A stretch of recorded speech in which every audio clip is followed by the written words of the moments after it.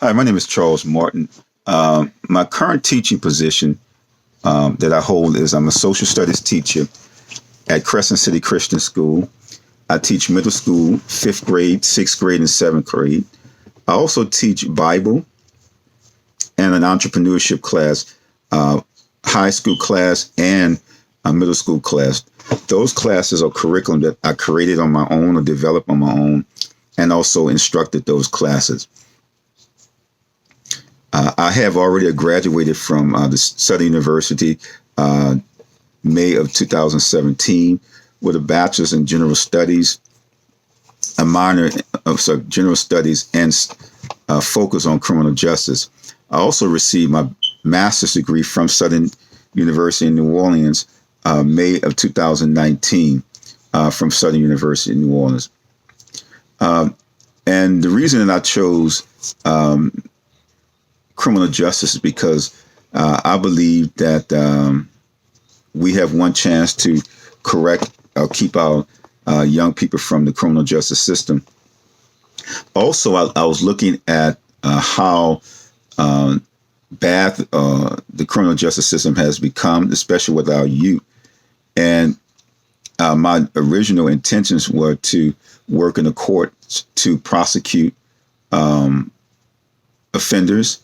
But I decided to work in the school system in order to try to get to some of the youth and some of the adults as well before they get into the criminal justice system. So that was one of the reasons why I chose my profession. Social studies actually is my main course that I teach. And the reason that I'm teaching it is because criminal justice falls under the social studies umbrella. My expectations for this class is with a rising increase in students' behavior. And we know that the students' behavior has changed from generation to generation. And the same student that I was and my parents were back in the 1900s or 1967 and beyond aren't the same kids that we teach today. So my classroom expectations for this class is to define, and develop new skills and techniques to use for classroom management. Some of the classroom management tools that I use today is detention. I use the 1, 2, 3 rule, and by the time I get to 0, everybody should be quiet. I also use the clapping tool, and sometimes I use the silent tool. Meaning I'm silent, and when I'm silent, I just stop talking. That means that the students should stop talking. I usually get their attention. I usually hear students say, "Stop talking, Mr. Martin is waiting for you." So there are tools that I use today for class management.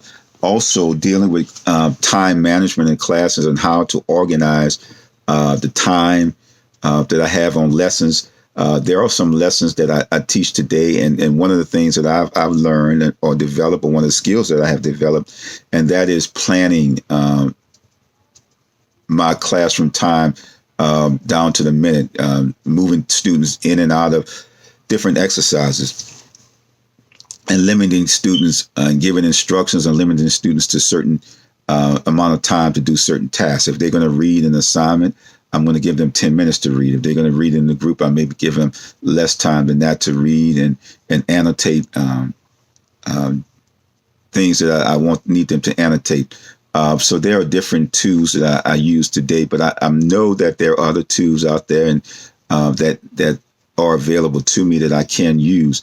So I'm looking to develop my skill level in classroom management. I'm looking to develop my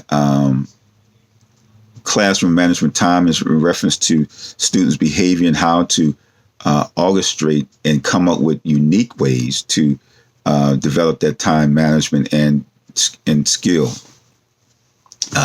I do believe that over the time period that I have been teaching, which is the last 3 years, I have developed some skills in classroom management and organization, but I know that my organizational skills can be improved. And it says a brief overview of the candidate's professional responsibility regarding classroom disposition. I think is important for me as a teacher to practice what I preach. If I'm telling the students to do one thing, then I need to be able to do the same thing or doing the same thing. And one of the classroom rules that I have in my class is that I do not allow students to eat or drink in my class. And if I'm not allowing students to eat or drink in my class, then I should not eat or drink in my class. The only exception that I allow students to drink in class, and then they have a sports bottle. So I have to bring my sports bottle with me as well as me telling them to do it. Students are attentive. They are aware of their surroundings, and they're looking for things that you are doing as a teacher, so they can say, Mr. Martin, you're doing this. You told us not to do it, but you're doing it. This person is doing it. So just being my position in school, making sure that I'm dressed appropriate, making sure that I'm saying the things that I should be saying, and not only in school, but out of school as well, because as we know, students are watching. They're looking to see what you're putting on Facebook. They're looking to see what you're putting on all of these social media outlets. So my takeaway with that is just make sure that I am being the teacher that I am asking them to be as a student. So if I'm asking them to be polite as a teacher, I need to be polite. If I'm asking them to be respectful as a teacher, I have to be respectful. If I'm telling them to honor the dress code, then I need to honor the dress code. And so when you do that, and when you are fair across the board with students, and if you do one thing for one student, making sure that you do it for all students. And so that is my position for my disposition as a teacher. And one of the things that I love as teaching and making sure that I model what I'm asking my students to do. So if I expect my students to do something specific, I model it for them first to show them this is how you do it. And of course, we know that all the students will not always obtain or get what you're saying initially, but there are sometimes that you may have to remodel it for them. And sometimes there may be things that you may have to remodel for them throughout the semester or throughout the quarters that you keep reminding them. As an example, every school year our teachers give out their classroom rules. And periodically throughout the semester or quarter, I have to bring out those rules again to model and give those rules to my students again.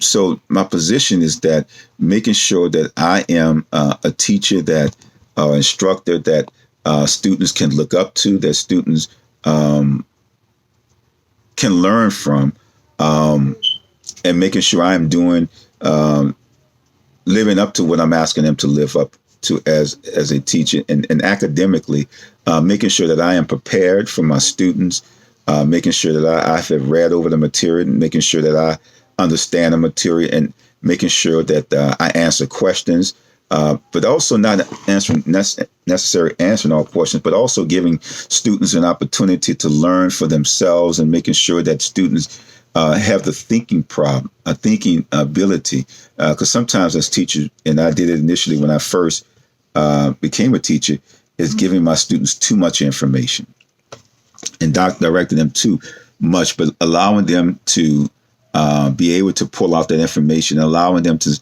think on their own and think on their feet, providing them with the resources to understand how to do claims, evidence, and reasoning, and letting it make sense to them. And so many times we find out that students don't understand the process of how to employ or